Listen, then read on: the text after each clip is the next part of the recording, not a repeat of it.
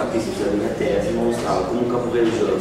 podia ser analisado na Argentina da mesma forma de fazer o criação X, enquanto a lógica, né? Enquanto o crédito.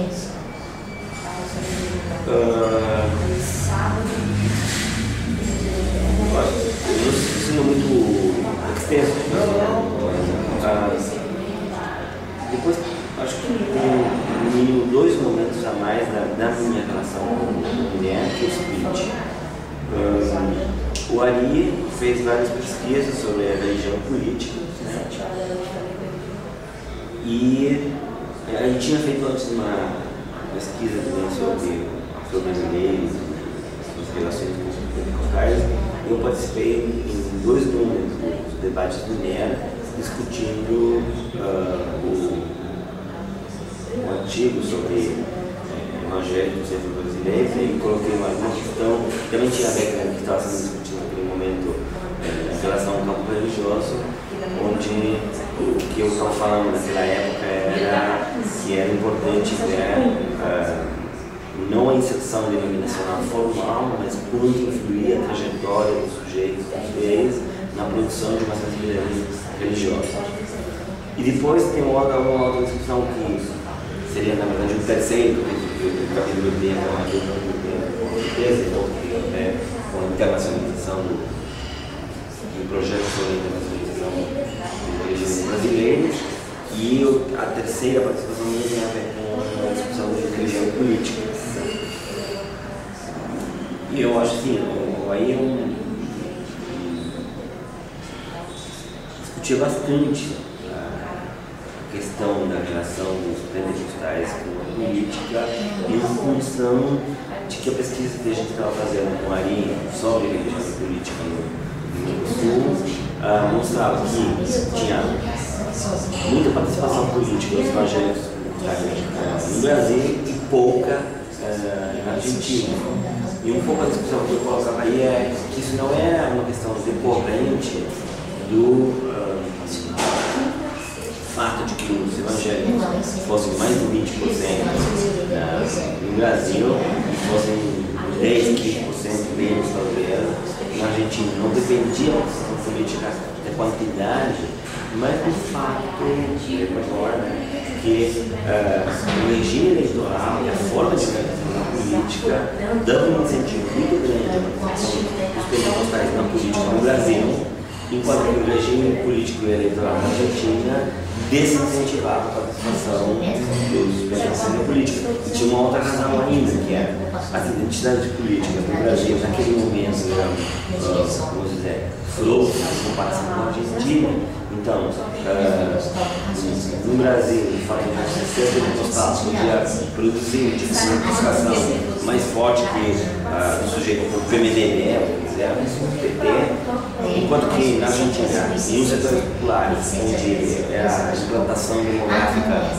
primordial dos pentecostais, o peronismo era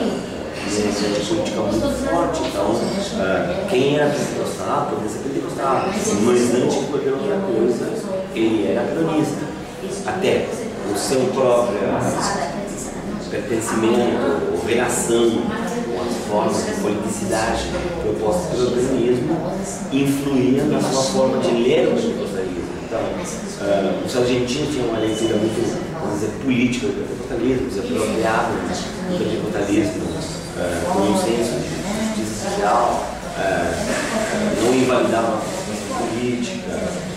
desde o pentecostalismo pensavam que não era incorreto se meter na política, eram altamente politizados, mas isso não significava que os caras iam formar um partido político pentecostal. Despolitização também é exatamente o mesmo que despartidização, muito politizados, mas não formavam um partido profissional. Enquanto que no Brasil, eu diria, a situação é diferente, eles formam um partido profissional com uma identidade política, eu diria, um tanto flutuante, mas também não totalmente frouxa. Isso tem uma coisa que deveria ser analisada mais em profundidade, mas um pouco mais de discussão foi outra das participações que eu tive diárias, que eu tive com o NER já meio de saída, desde que eu já estava na Argentina e eu estava fazendo outras coisas. Minha última atividade forte com o NER foi em função de outros projetos de pesquisa, já por fora do que eu fazia, por fora da questão de globalização da religião, das lógicas do campo religioso, eu tinha começado a fazer uma pesquisa sobre literatura espiritual contemporânea e nesse contexto, e também no contexto de um desafio anterior à minha tese, tinha começado a ver como a lógica da psicologização, da individualização dava um ponto especial a certas experiências religiosas católicas ou pentecostais. E eu acompanhei e dialoguei bastante essa pesquisa sobre literatura massiva, psicologização, religião, com Bernardo, que ele estava trabalhando sobre espiritismo e depois sobre literatura espírita e a conformação do mercado editorial espírita e a realidade mediada pela bibliografia. Isso nos levou a fazer algum debate com que foi psicologização e religião, onde depois a gente organizou também uma mesa redonda na RAM, isso foi no ano 2007, que foi assim, uma das últimas vezes que eu tive uma relação mais intensa com ela. Depois eu viajei para então fiquei mais longe do sul, então isso mais mulher na conexão, não tive menos interação com mulher, e agora que eu voltei no México, eu comecei a voltar novamente ao Brasil, há mais ou menos um ano, as relações voltam a ficar mais intensas. Então a gente está pensando em algumas coisas em relação com a mulher, que eu acho que tem a ver agora com a discussão do pós-colonialismo e como incluir a discussão do pós-colonialismo especificamente em relação à discussão das ciências sociais da religião na América Latina. E aí, eu acho que é bastante importante para mim, para a minha introdução, o diálogo que eu estou tendo em geral com os textos do Francisco Gilberto. Quem eu conheço da época, eu conheço das jornadas, conheço da época que eu morei no Rio de Janeiro, e também conheço da atividade de Minas, ao qual ele se incorporou quando ele veio para o Sul, mas além da trajetória institucional dela, com o que eu acho que o livro do Coelho da religião também concretizava, por um outro lado, um pouco o programa de pesquisa que estava colocando o Otávio Velho, e também relativizava a ideia de que a religião completamente estanque, totalmente dividida do resto dos domínios da sociedade, que na verdade isso é uma postulação que mais do que ser aceita, se mostra um problema para examinar quais eram os mecanismos que constituíam o que aparece como religião, né? Então, não temos de aspas, tanto quanto denominação para mim, né? Então, um pouco a partir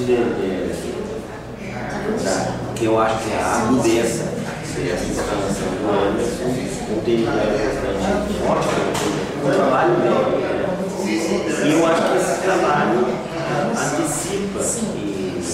e coloca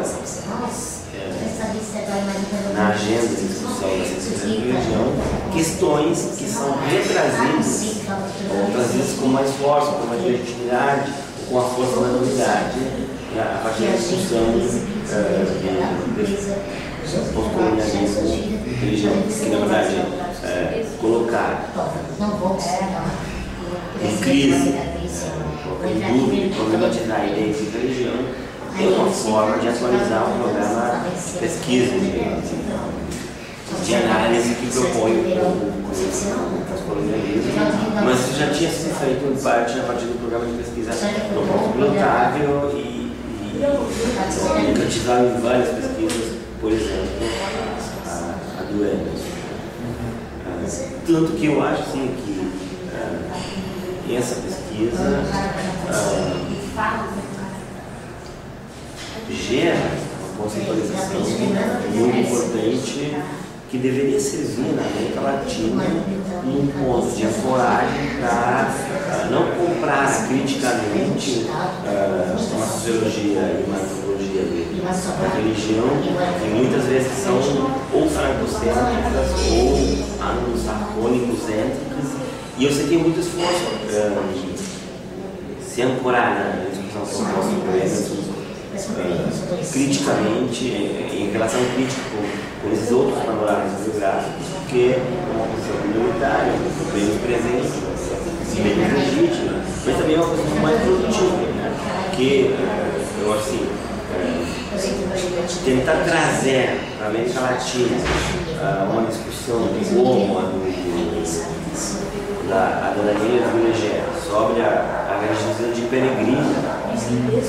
Bom, sim, na França isso tem sentido, porque o catolicismo é paroquial e semi-paroquial, mas na América Latina isso não necessariamente é. Então, a religião não é nenhuma novidade que seja peregrina, também não for paroquial. Então, aí tem que trazer uma análise mais de uma forma mais apegada aos fatos de um lado, mas que uma possibilidade de repensar as categorias, que é um pouco trazida tanto pela parte teórica do livro quanto da parte empírica, onde se vê que sempre também é uma coisa no Brasil.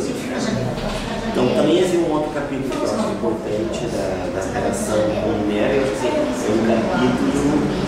em curso, para acabar nesse capítulo. Claro, mas para onde estão dobrando suas pesquisas agora de religião?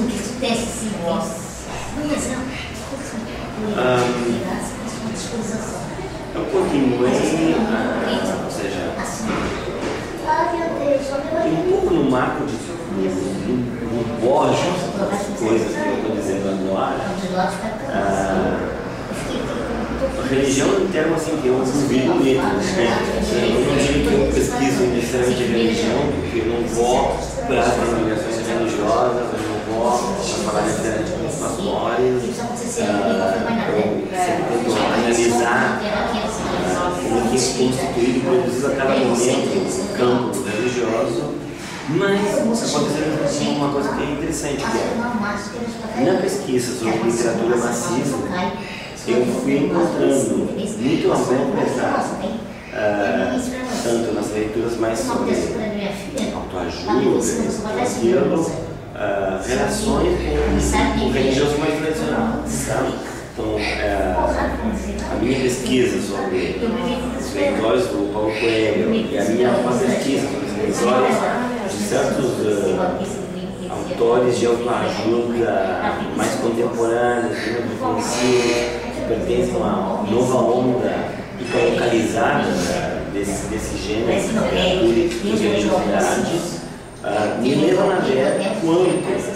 todos esses autores, de Paulo Coelho ao Ali Palucci, que ninguém conhece, que é um autor especificamente argentino, quantos esses autores misturam e tesem o que é próprio da nova era, da sua feição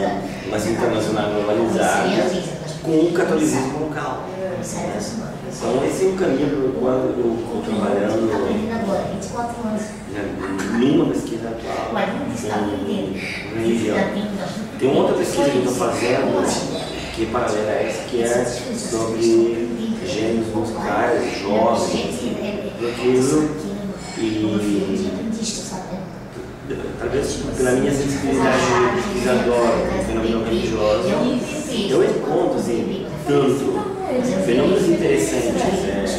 na música juvenil que tem a ver com o evangelho, então eu trabalhei sobre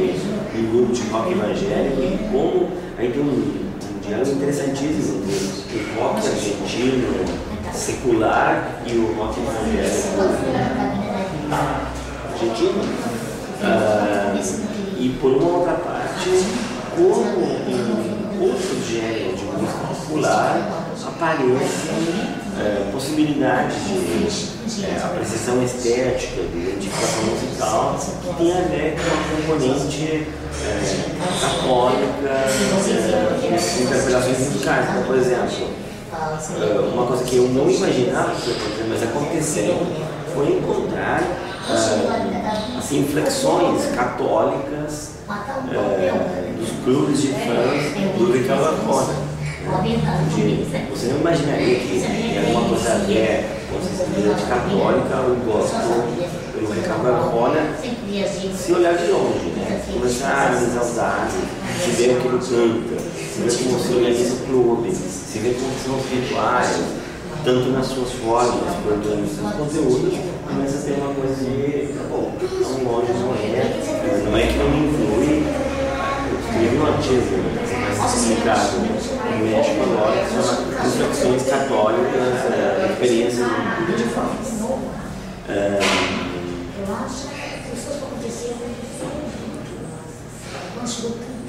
E queria dizer outra coisa, mas esqueci. Mas em todo caso, nas duas pesquisas que eu estou fazendo atualmente, sobre música, sobre religião, sobre música, sobre literatura massiva, né? Eu começo a achar contatos que eu não esperava achar com as experiências religiosas. De fato, na discussão desses dias, no meu trabalho, que não tinha nada a ver teoricamente com a religião, que era a literatura massiva sobre história, a categoria, que é mais no mundo da experiência, entre aspas, religiosa, de autoajuda, me servia para interpretar o uso dos livros da história. O que, na verdade, leva a discutir. Quando eu digo religião, entre aspas, não é porque estou dizendo que seja uma pseudo-religião, uma religião é categoria, senão que estou dizendo autoajuda é uma categoria que navega entre o campo do consumo literário religioso e do consumo literário histórico. Né? Então, na verdade, estou falando de uma ubiquidade da experiência religiosa que é mais ampla, mais plena, mais sutil, mais omnipresente, mas ao mesmo tempo especificamente presente da religião. Não se confundir muito você, mas